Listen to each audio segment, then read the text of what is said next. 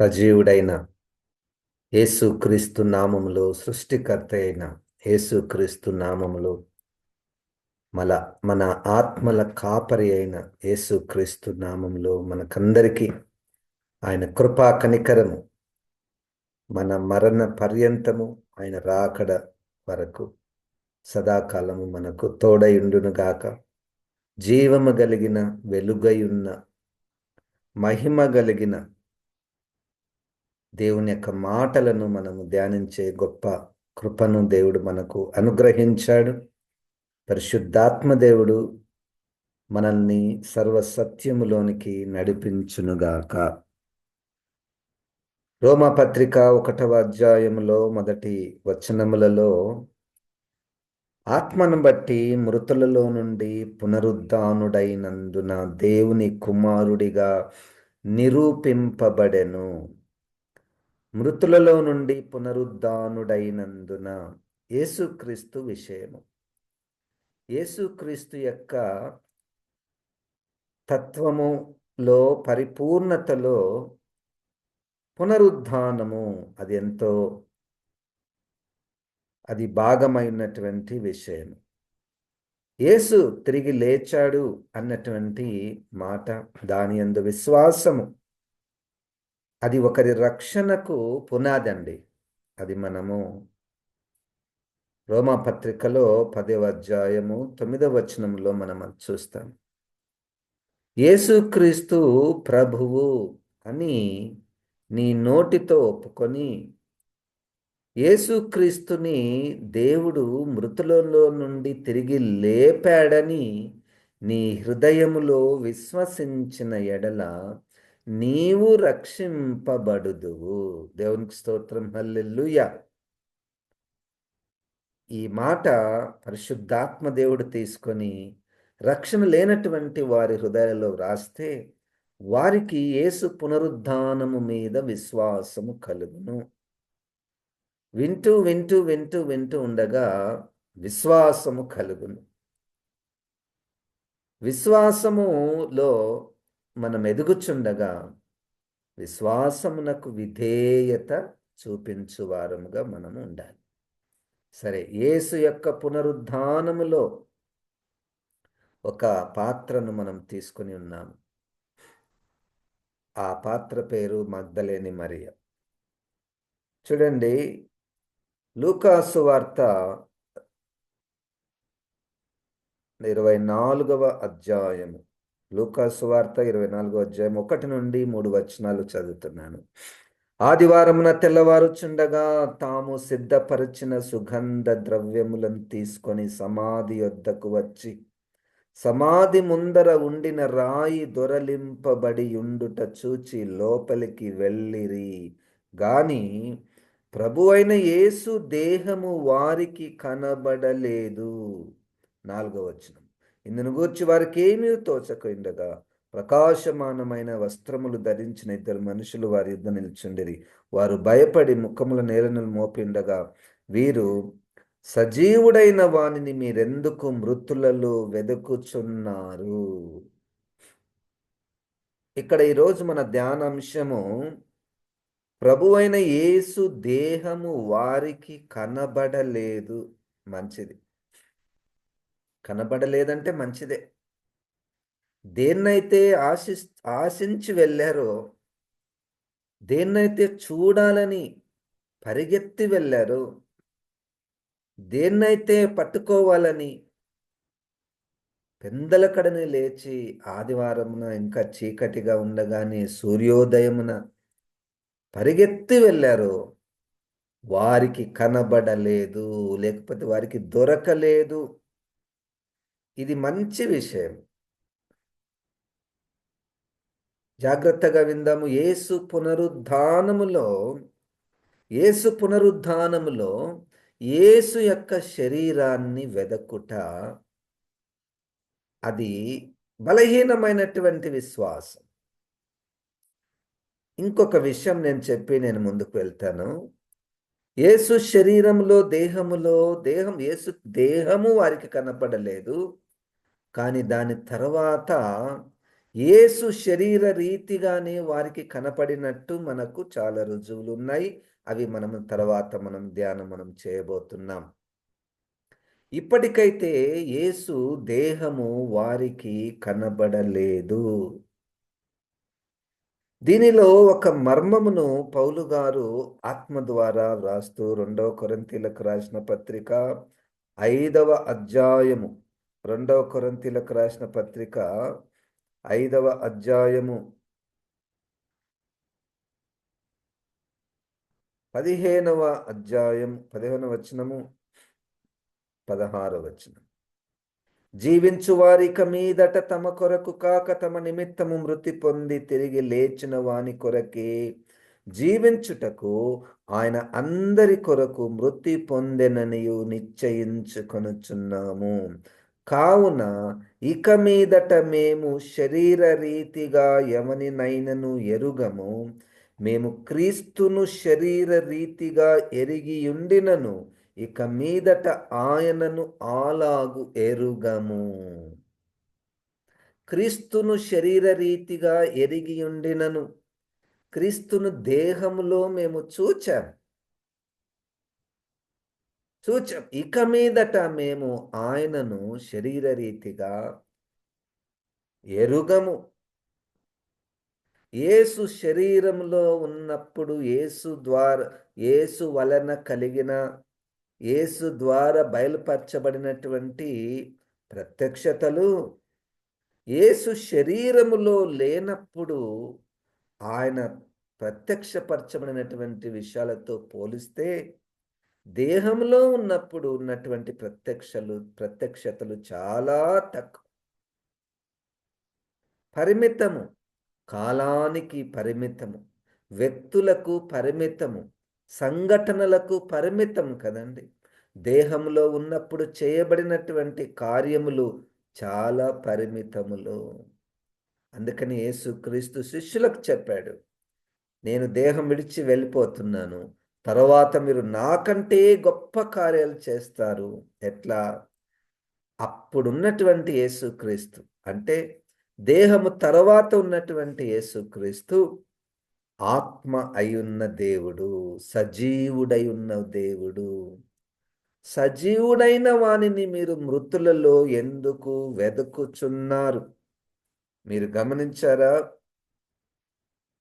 క్రొత్త నిబంధనలో సువార్తల తర్వాత అపోస్తలుల యొక్క అనుభవము, అపోస్తలుల ద్వారా పరిశుద్ధాత్మ దేవుడు యేసుక్రీస్తును గూర్చినటువంటి విషయాలు, వారికి బయలుపరిచినటువంటి విషయాలు, శరీరంలో ఉన్నప్పుడు జరిగించినటువంటి విషయాలు వారు చాలాసార్లు ప్రస్తావన తీసుకొని రాలేదండి.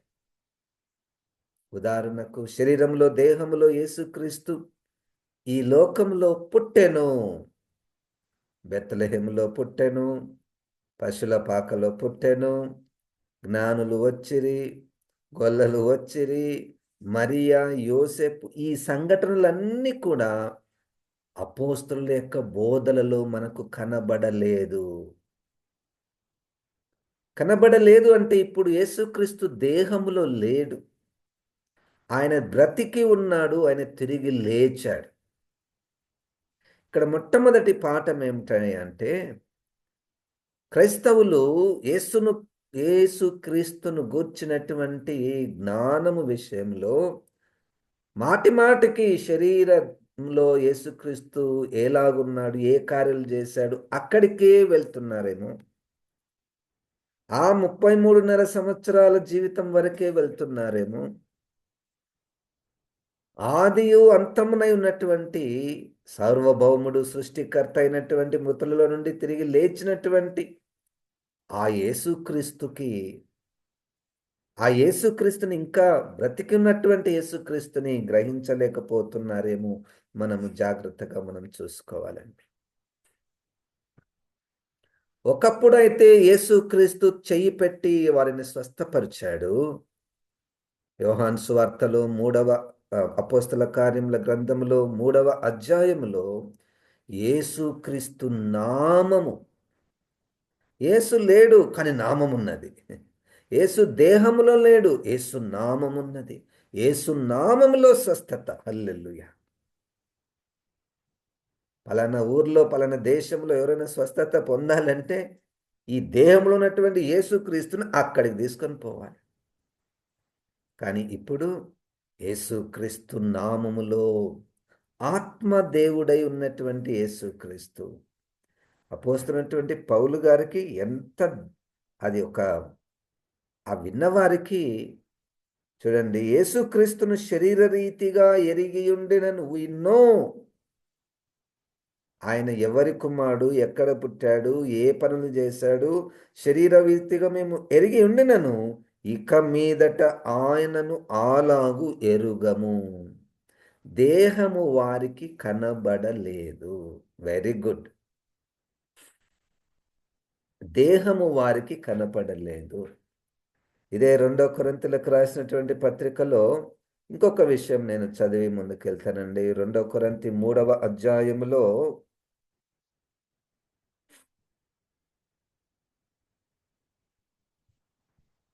4వ 4వ అధ్యాయం 2 కొరింథీ 4వ అధ్యాయము 17 వచనము 18 వచనము.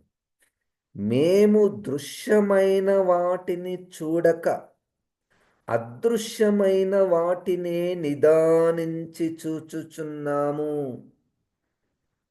క్షణమాత్రముండు మా చులకని శ్రమ మా కొరకు అంతకంతకు ఎక్కువగా నిత్యమైన మహిమ భారమును కలుగచేయుచున్నది. ఏలైనగా దృశ్యమైనవి అనిత్యములు, అదృశ్యమైనవి నిత్యములు. దృశ్యమైనవి అనిత్యములు. అనిత్యములు అనగా తాత్కాలికమైనటువంటివి, ఎల్లప్పుడూ ఉండేవి కాదు. యేసుక్రీస్తు దేహంలో ఉండుట అది ఎల్లప్పుడూ ఉండేది కాదు, అది అనిత్యము. యేసుక్రీస్తు అదృశ్యుడుగా ఉండుట, ఆత్మలో ఉండుట, అన్ని కాలములలో ఉండుట, అన్ని స్థలములలో ఉండుట అది నిత్యమైనటువంటి విషయము. అది నిత్యమున్నటువంటి విషయము. అదృశ్యమైన వాటిని నిదానించి చూచుచున్నాం. అదృశ్యమైనటువంటివి కనపడతాయా? అసలు ఈ మాట చూడండి, అదృశ్యము అంటున్నాడు, చూస్తున్నాము అంటున్నాడు. అట్టెట్ట కనపడుతుంది సార్? కనపడడం లేదు, కానీ కనపడుతుంది. యేసుక్రీస్తు కనపడడం లేదు, కానీ కనబడుతున్నాడు, ఉన్నాడు. కనబడడం లేదు, కనబడుతున్నాడు అంటే తిరిగి యేసుక్రీస్తు రక్షణ సువార్త ప్రకాశము మన మనోనేత్రములు వెలిగింపబడినప్పుడు యేసుక్రీస్తు కనబడును. దేవునికి స్తోత్రం. హల్లెలూయా. అందుకనే యేసుక్రీస్తుని స్థలాలకు పరిమితము చేయుట ఆపబడాలి. ఇంకొక విషయం నేను చెప్తానండి. యేసుక్రీస్తు శరీరధారిగా వచ్చాడు అన్నటువంటిది అది ఎల్లప్పుడూ పడవలసినటువంటి విషయం. యేసుక్రీస్తు శరీరంలో వచ్చాడు. చూడండి, యేసుక్రీస్తు శరీరంలో వచ్చాడు, ఇక అది అయిపోయింది, ఇప్పుడు ఆత్మదేవుడై ఉన్నాడు అనేది కాదు నేను చెప్పేది. అనేది కాదు. ఎల్లప్పుడూ కూడా యేసుక్రీస్తు శరీరంలో వచ్చాడు అన్నటువంటి విషయము ప్రకటింపబడాలి. అది రక్షణ సువార్తలో ముఖ్యమైన భాగమై ఉన్నది. నేను యేసుక్రీస్తు యొక్క తత్వము, ఆ యేసుక్రీస్తు యొక్క వ్యక్తిత్వము విషయంలో ఆయన దేహము కనబడలేదు. మృతులలో ఆయన లేడు. మృతులలో లేడు అన్నటువంటి ఆ విశిష్టమైనటువంటి కార్యము యేసుక్రీస్తు యొక్క దైవత్వాన్ని రుజువు చేస్తుంది. ఈ విధముగా నిరూపించబడుతుంది. అపోస్తలులు పరిశుద్ధాత్మ ద్వారా గ్రహించినటువంటి విషయము అదృశ్యమై ఉన్నటువంటి, సజీవుడై ఉన్నటువంటి యేసుక్రీస్తుని మేము నిదానించి చూచుచున్నాం. ఏంటి? యేసుక్రీస్తుని సమాధి చూడ్డానికి ఎన్ని వేల కిలోమీటర్లు ప్రయాణం చేద్దామా? చరిత్రను తెలుసుకోవడానికి పోవచ్చండి. చరిత్రను తెలుసుకోవడానికి, భౌతికంగా కొన్ని విషయాలను మనం గ్రహించడానికి, భౌతికమైనటువంటి విషయాలను మనం చూడవచ్చు. యేసుక్రీస్తు బొమ్మను పెట్టుకోవచ్చు. కానీ యేసుక్రీస్తుని గూర్చినటువంటి జ్ఞానము ఆ బొమ్మలకు, ఆ చిత్రాలకు, ఆ స్థలాలకు పరిమితము చేయకూడదు. ఆయన దేహము కనబడలేదు. ఆయన దేహము కనబడలేదు. దేవునికి స్తోత్రం. హల్లెలూయా. 2 కొరింథీయులకు రాసినటువంటి పత్రికలోనే 5వ అధ్యాయం. భూమి మీద మన గుడారమైన ఈ నివాసము శిథిలమైపోయినను చేతి పని కాక దేవుని చేత కట్టబడినదియు నిత్యమైనదియునైన నివాసము పరలోకమందు మనకున్నదని ఎరుగుదుము. మనము దిగంబరులము కాక వస్త్రము ధరించుకున్న వారముగా కనపడదుము కాబట్టి పరలోకము నుండి వచ్చు మన నివాసము దీనిపైన ధరించుకుని అపేక్షించుచు దీనిలో మూలుగుచున్నాము. ఈ గుడారంలో ఉన్న మనము భారము మోసుకొని మూలుగుచున్నాము. ఇది తీసివేయవలనని కాదు గాని మర్త్యమైనది జీవము చేత మృంగివేయబడినట్లు ఆ నివాసమును దీనిపైన ధరించుకొని గోరుచున్నాము. దీని నిమిత్తము మనలను సిద్ధపరిచిన వాడు దేవుడే, మరియు ఆయన తన ఆత్మను సంచకరువును మనకు అనుగ్రహించి ఉన్నాడు. వెలి చూపు వలన కాక విశ్వాసము వలననే నడుచుకొనుచున్నాము. 7వ వచనం చూడండి. గనుక ఈ దేహంలో నివసించుచున్నంత కాలము ప్రభువునకు దూరముగా ఉన్నామని ఎరిగి ఉండి ఎల్లప్పుడూ ధైర్యం గలవారమై ఉన్నాము. ఇప్పటి వరకు ఆయన సంగతి ఆలోచించి, ఇప్పుడు నా సంగతి, ఇప్పుడు మన దేహము యొక్క సంగతి ఏంటి? 7వ వచనంలో దేహములో ఉన్నంత కాలము ప్రభువునకు దూరముగా ఉన్నామని ఎరిగి వెలిచూపు వలన కాక, అంటే ఈ మాట చూడండి, వెలిచూపు వలన కాక విశ్వాసము వలననే నడుచుకొనుచున్నాము. వెలిచూపు అంటే బయటికి కనపడేటటువంటి విషయాలు. బయటికి కనబడేటటువంటి విషయాలను ఆధారం చేసుకొని మేము జీవించటం లేదు. అదృశ్యమైనటువంటివి ఉన్నవి. దాన్నే కదా విశ్వాసం అనేది. అదే కదా మనకు హెబ్రీలకు రాసిన పత్రిక 11వ అధ్యాయంలో ఆ మాటను మనం గమనిస్తే 11వ అధ్యాయం 1వ వచనంలో విశ్వాసము అనగా ఏమిటి? నిరీక్షింపబడు వాటి యొక్క నిజస్వరూపమును అదృశ్యమైనవి ఉన్నవనుటకు రుజువునై ఉన్నది. అనేకమైనటువంటివి అదృశ్యంగా ఉన్నవండి. యేసుక్రీస్తు అదృశ్యం, పరలోకము అదృశ్యం, పరిశుద్ధాత్మ దేవుడు అదృశ్యం, కనపడాడు. నిత్య జీవము అదృశ్యం, మహిమ అదృశ్యం. కానీ అవన్నీ ఉన్నాయి అని నమ్మటమే విశ్వాసము.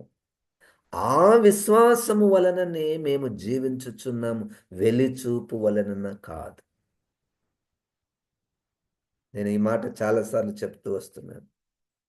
What you see will decide where you stand. What you see will decide where you stand. నువ్వు ఏం చూస్తావో, దృశ్యమైనవి చూస్తే నువ్వు నిలుచున్నది కూడా అదే పరిమితిలో ఉంటుంది. నీ విశ్వాసం కూడా శరీర సంబంధమైనటువంటి వాటిని విశ్వాసం ఉంటుంది. నువ్వు అదృశ్యమైనటువంటి వాటిని మనోనేత్రములతో మనము చూడగలిగితే మనము ఉండేటటువంటి స్థితిలో కూడా మార్పులు వచ్చేస్తాయి. అప్పుడు ఈ లోకంలో దృశ్యమైనటువంటి వాటిని చూచి జీవించే వారికి అదృశ్యమైనటువంటి వాటిని ఆధారం చేసుకుని జీవించేటటువంటి వారికి ఎంత తేడా అండి! ఎంత మనకు మార్పు కనపడుతుంది. ఇప్పుడు ఒక వ్యక్తి ఒక దగ్గరికి ప్రయాణం చేస్తున్నాడు, కొన్ని వందల కిలోమీటర్లు. అమ్మా, మీరు ఎక్కడ పోతున్నారు ఇక్కడ నుండి?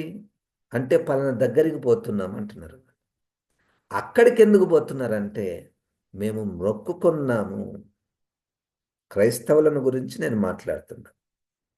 నా అనుభవంనే నేను మీకు చెప్తున్నా. అక్కడ మేము వెళ్తాము, అక్కడ మేము దర్శనం చేసుకుంటాము, ప్రయాణము చేసి యాత్రలు చేస్తాము అని పోతున్నారు. ఇంకొక వ్యక్తి ఇంటిలోనే ఇంకొక వ్యక్తి ఇంటిలోనే యేసుక్రీస్తుని ప్రార్థనలో దర్శనము చేసుకొనొచ్చున్నాడు. ఆ మొదటి వ్యక్తి దృశ్యమైనటువంటి వాటిని ఆధారం చేసుకొని ఎంత కష్టమో, ఎంత భారము, ఎంత కాడి కదండి.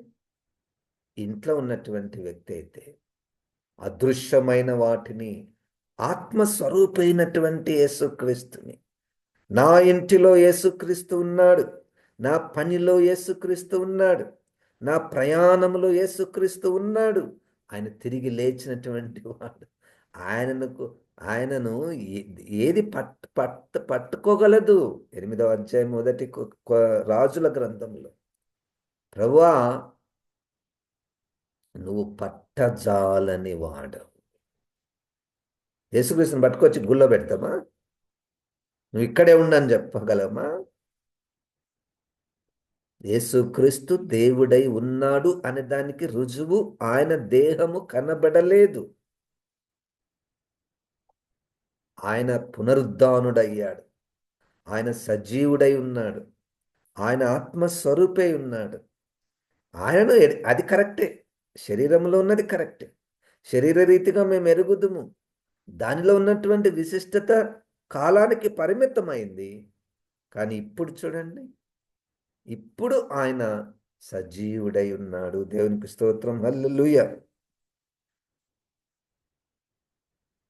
3వ వచనము, 5వ హెబ్రీయులకు రాసిన పత్రిక 11:3, ప్రపంచంలో దేవుని వాక్యములన నిర్మాణమైనవనియు అందును బట్టి దృశ్యమైనది కనబడెడు పదార్థములచే నిర్మింపబడలేదనియు విశ్వాసము చేత గ్రహించుకొనుచున్నాము. ఈ మాట మీరు మరలా మరలా నిదానముగా గమనిస్తే చూడండి, దృశ్యమైనది కనబడెడు పదార్థములచే నిర్మింపబడలేదు. ఉదాహరణకు మీకు ఒక ఫోన్ మన చేతిలో పట్టుకుంటే, ఈ ఫోన్ పట్టుకుంటే ఇది దృశ్యమైనది. ఇది ఎట్లా తయారు చేయబడింది? ఇంకొక వస్తువు, ఇంకొక ముడి పదార్థంతో అది కూడా కనబడుతుంది. మనం కనబడేటటువంటి వస్తువుల ద్వారా ఇంకొకటి తయారు చేయబడుతుంది. ఇది మానవుడు చేయగలిగినటువంటి గొప్ప కార్యాలు. అయితే దేవుడంట ఏం కనపడడం లేదు, దాని నుంచి కనబడేటటువంటి దాన్ని తయారు చేశాడు. ఆ కనపడనటువంటిది ఏమిటి అంటే వాక్యము. అక్కడ రాయబడినటువంటి విషయం అదే. 3వ వచనంలో, హెబ్రీ 11:3, కనపడనటువంటి దాని నుండి కనపడేటటువంటి విషయాలను తయారు చేశాడు, సృష్టించాడు. ఏంటి కనపడనటువంటి విషయం అంటే దేవుని యొక్క వాక్యం. అదెక్కడుంది? యోహాను 1:1లో యేసుక్రీస్తు. యేసుక్రీస్తు కనపడనటువంటి వాడు, అదృశ్యుడైనటువంటి వాడు, నిత్యమున్నటువంటి వాడు, ఆత్మ అయినటువంటి వాడు. ఆయన నుండి సమస్తమును కలిగెను. ఆయన లేకుండా ఏదీ కలగలేదు. హల్లెలూయా. యేసు దేహము వారికి కనబడలేదు. Good news. ఇప్పుడు క్రీస్తునందు విశ్వాసం ఉంచువారు దేహమునకు మించి, దేహము తర్వాత, ఈ దేహములో మేము ఎరుగుదుము, కానీ ఇక మీదట యేసుక్రీస్తుని అలాగు ఎరుగము. చూడండి, యేసుక్రీస్తు ఒక కాలములో, ఒక స్థలములో ఆయన పరిచర్య చేశాడు, జీవించాడు. అది ఫుల్నెస్ కాదక్కడ. పరిపూర్ణత మనకక్కడ కనపడదు. దానికి బయట కనబడుతుంది. అదే కదండి, దాన్నే విశ్వాసం అంటే.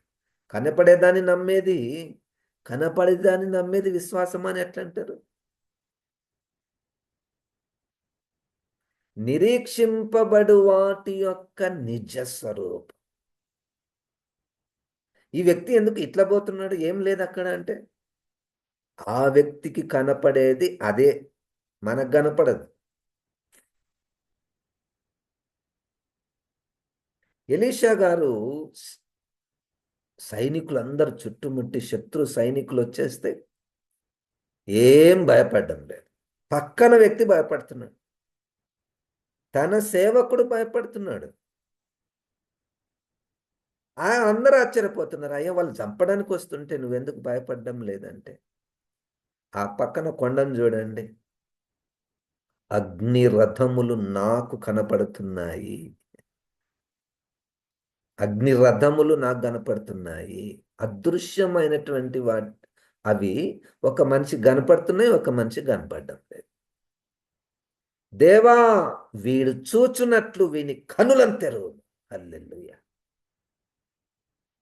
ఇప్పటి నుండి మన ప్రార్థనలో ఎక్కడొక దగ్గర దీని విషయమై చాలా సీరియస్గా ప్రార్థన చేయాలి.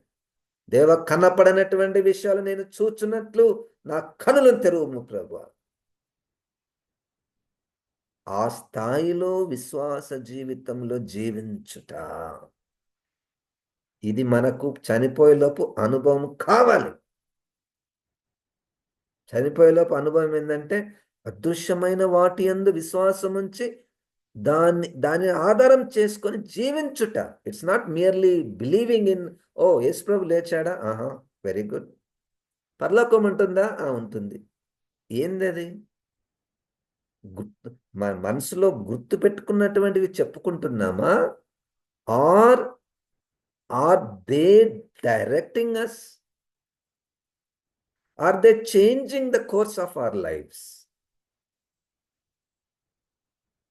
అదృశ్యమైన అవి మనల్ని ఈ లోకంలో మన యొక్క జీవన విధానాన్ని ఏమన్నా మారుస్తుందా?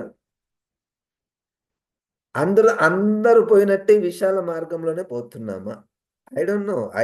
I too need such experience of living in the faith that can see an invisible things. కదండి, అదృశ్యమైన అవి మనల్ని ఈ లోకంలో డైరెక్ట్ చేయాలి, నడిపించాలి.